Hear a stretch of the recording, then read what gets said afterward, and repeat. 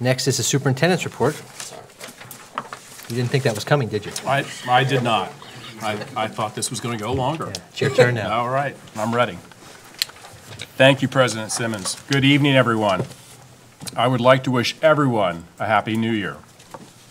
On behalf of the administrative team and the entire East Brunswick school community, welcome to our newly sworn Board of Education members. Barbara Rhees, who is continuing, joined by newly elected members Bob Cancro, Lee Woo Hung, and Chad Sealer. Also, congratulations to President Simmons and Vice President Becker.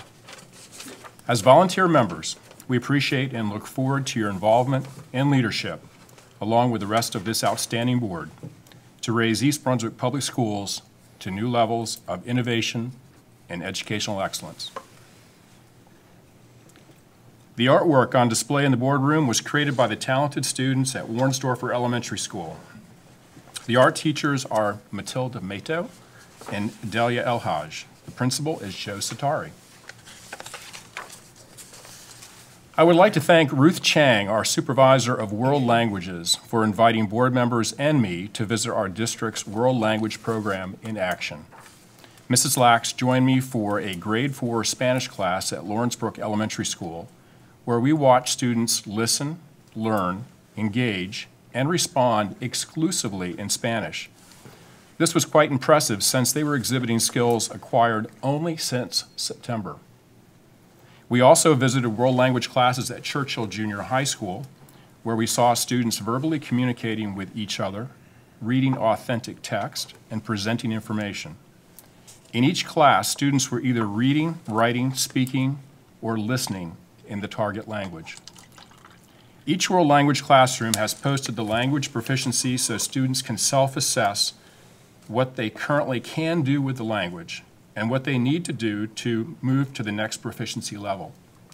Students are building e-portfolios where they upload their work and reflect on their proficiency level.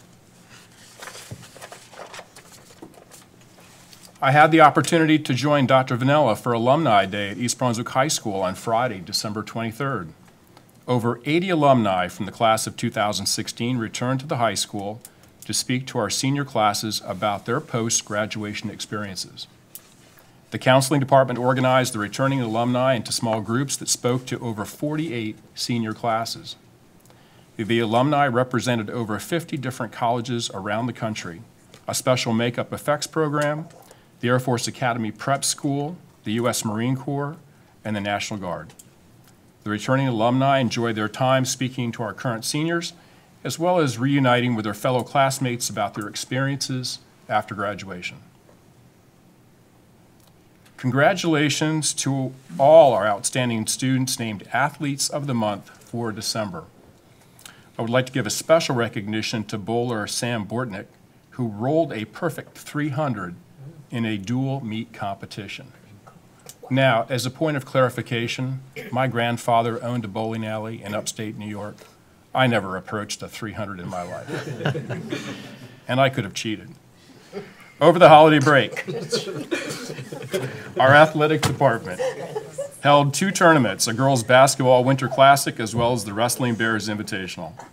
The girls' basketball team finished the tournament 2-0 and currently are 6-0 for the season.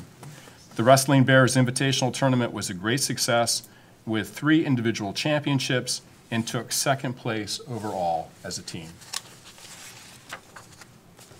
I am proud to share some great news from the music department.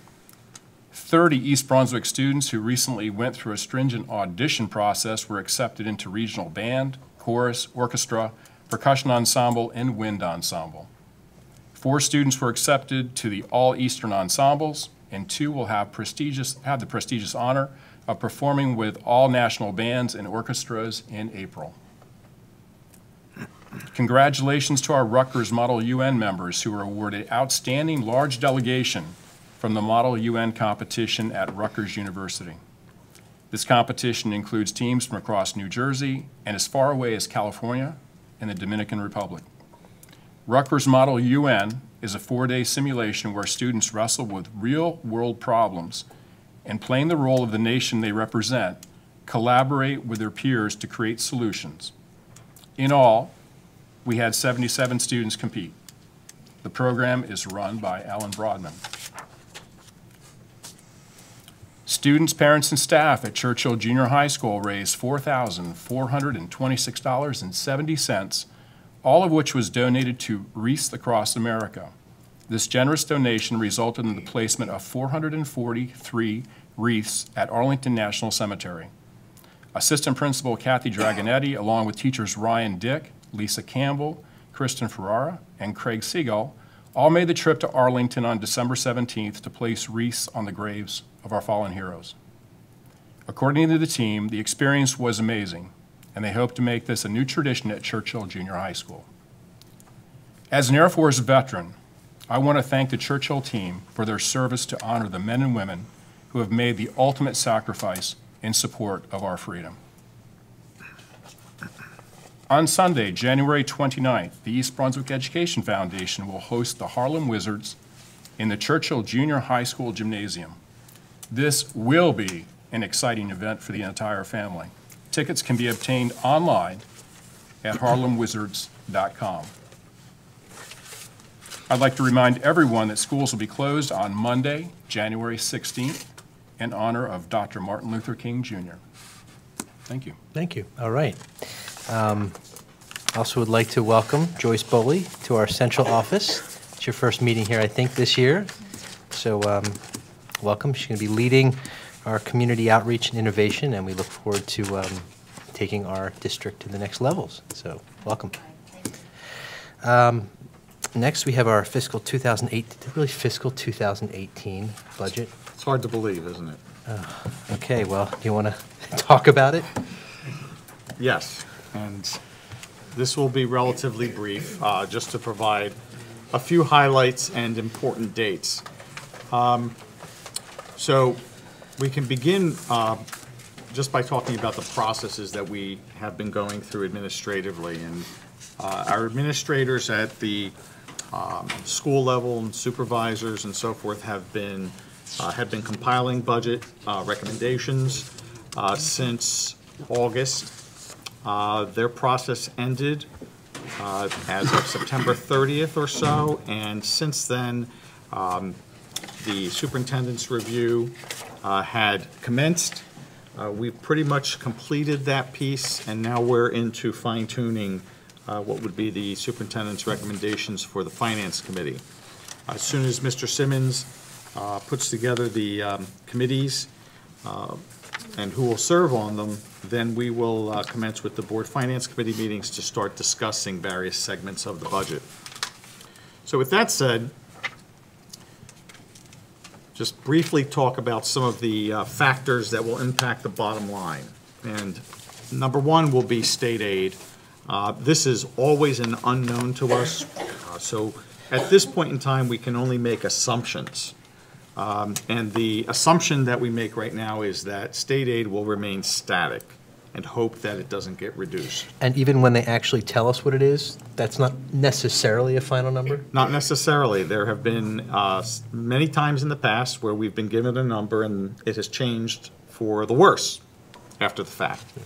So we assume at this point only that state aid will remain static.